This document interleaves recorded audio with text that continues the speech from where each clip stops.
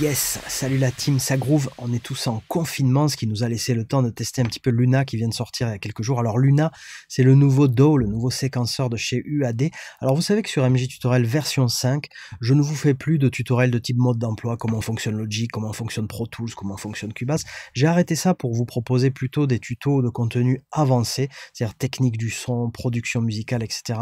Je vous donne vraiment des techniques top secrètes. Mais là, je tenais à vous faire une petite mise au point sur Luna parce que je pèse mes mots, je pense que c'est assez révolutionnaire. Ça fait plus de 20 ans qu'on attend ça. Pourquoi? Parce que si vous voulez, Luna, c'est le nouveau DAW séquenceur, le nouveau séquenceur d'Universal Audio, mais ça dépasse le système du séquenceur. C'est pour ça qu'ils l'ont appelé, si vous voulez, Recording System. Alors, Recording System, c'est quoi? C'est-à-dire que si vous avez des interfaces Apollo X, je dis bien X, ça ne marche pas sur PC pour l'instant, ça marche que sur Mac, et avec des séries X, c'est-à-dire, eh bien, un de ces modèles-là, X16, X8P, 8, X6, et puis les Apollo X, si elles sont twin, et puis la quad ici, la 4 entrées. D'accord? Donc si vous avez une de ces interfaces-là avec un Mac, et on espère que ça marchera bientôt sur PC, mais bon, c'est pas dit pour l'instant. Vous pouvez downloader gratuitement Luna, donc qui est un nouveau DAW, et ça vous permettre de réaliser enfin ce vieux rêve qui n'était pour l'instant réalisable que sur Pro Tools HD. À savoir de vous enregistrer sans aucune latence, comme si vous étiez sur du matériel hardware à l'époque. Ceux qui ont mon âge, eh bien, ont connu cette époque où on s'enregistrait sur des magnétos, et évidemment, il n'y avait jamais de latence puisqu'il n'y avait que du hardware. À l'époque, l'informatique ne nous servait qu'à séquencer du MIDI. Donc, la latence, on ne connaissait pas. Et par la suite, une fois que les ordinateurs ont commencé à enregistrer de l'audio, eh bien cette problématique de la latence et du buffer audio, et plus on augmente le buffer, plus on soulage l'ordi, mais plus on augmente le buffer et on soulage l'ordi, plus on a de la latence quand on chante avec un micro, quand on veut enregistrer une guitare, ou même quand on joue tout simplement sur un clavier. Si on joue des instruments virtuels, des plugins VSTI, on va dire, ou Audio Unit, eh bien cette problématique de la latence, elle nous embrume le cerveau depuis plus de 20 ans. Et le seul moyen de la résoudre jusqu'à présent, c'était de switcher, et c'est pour ça que vous avez ce logiciel dans tous les studios de la planète, sur Pro Tools, mais pas n'importe quel Pro Tools HD. Alors aujourd'hui, les noms ont pas mal changé. À l'époque, il y avait ce qu'on appelait Pro Tools RTAS avec les plugins RTS qui étaient calculés par l'ordinateur, et puis les plugins TDM qui eux étaient calculés par les cartes de calcul Pro Tools. Aujourd'hui, vous avez Pro Tools First, donc gratuit, Pro Tools tout court, on va dire, et Pro Tools Ultimate qui est la grosse version.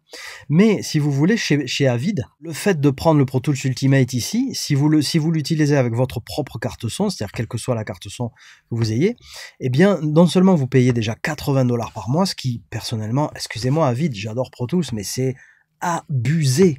80 $ par mois pour avoir accès à un DAW, c'est abusé, ça fait 800 € par an, ça fait même peut-être presque 1000 € par an pour juste utiliser un DAW, c'est complètement dingue. Donc moi je suis contre cette formule, j'adore Pro Tools, mais je suis contre cette formule ici, je trouve ça surréaliste. Et justement, peut-être que la sortie de Luna va vous faire réfléchir chez Avid, parce que Luna est gratuit du moment où vous avez une interface Apollo.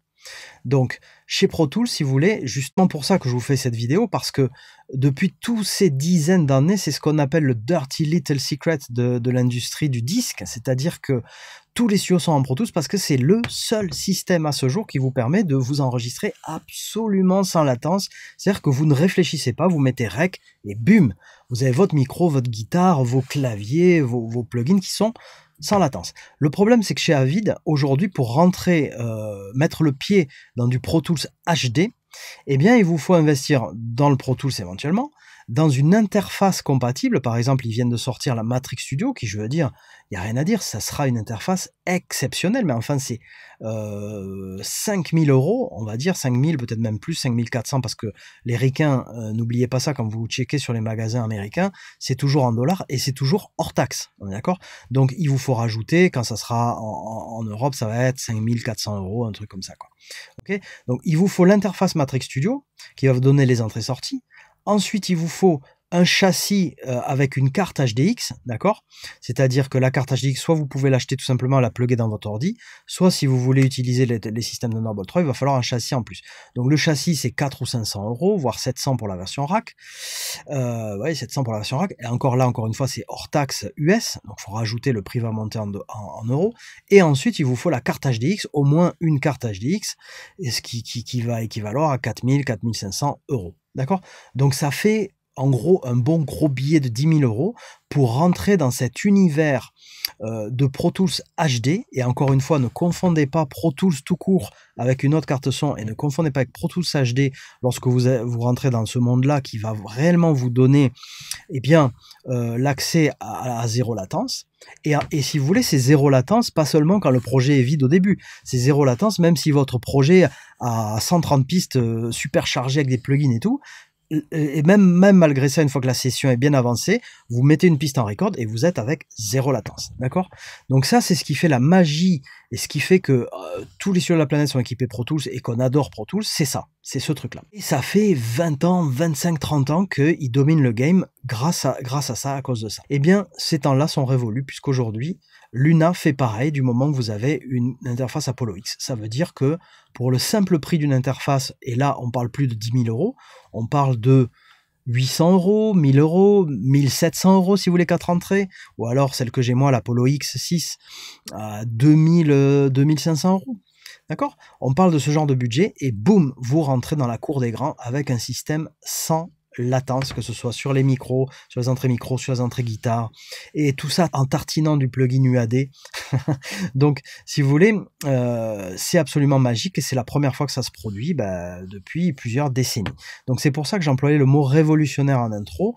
C'est révolutionnaire parce qu'à moindre coût, pour quelque chose que finalement tout le monde peut se payer, parce que je veux dire, ok, c'est pas donné, mais enfin, une interface comme ça, vous la payez en 10 fois 200 € et c'est à la portée, on va dire, de toute personne qui veut sérieusement faire ce métier, en 10 fois, sur 10 mois à 200 €. Ok? Donc ça fait 2 ou 3 jours que je teste Luna. Comme je vous disais, ne comptez pas sur moi pour vous faire un tuto sur Luna, pour la bonne et simple raison que tous les tutos ont déjà été faits et seront faits par d'autres. Ce n'est plus ma spécialité sur MJTutorial de vous donner les tutos mode d'emploi des logiciels. Par contre, ce que je peux vous dire, c'est que moi, ma grande attente était donc sur la latence. Est-ce que oui ou non, on avait la même sensation que sur un Pro Tools HD? La réponse est oui, oui, oui, 100 fois oui. Quel plaisir de retrouver la possibilité de chanter dans un micro, de jouer dans une guitare, et il y a tellement pas de latence que vous dites, ah, mais alors donc ça veut dire que si je groove bien, si j'ai vraiment un bon groove, ce groove-là va être, je peux groover sur la musique puisque j'entends réellement ce qui va être enregistré. Vous voyez ce que je veux dire? C'est à votre portée de faire des enregistrements dont vous allez préserver le groove. Alors que dès que vous avez ne serait-ce que 10 millisecondes, 20 millisecondes de latence, vous pouvez pas groover, même sur un vocal, hein, même sur un vocal, vous pouvez pas groover et penser que ce que vous entendez va être répercuté sur l'enregistrement final, ok? Tandis que là, c'est recta ce que vous avez enregistré qui est répercuté sur l'enregistrement final. Donc ça, c'est un premier point. Le deuxième point qui me posait question, c'est est-ce que les fonctions de comping seront au rendez-vous? C'est-à-dire, est-ce que, vu que Luna, c'est un DAW qui arrive en version 1.0, vous savez que les nouveaux séquenceurs, quand ça arrive, en général, il leur manque plein de fonctions.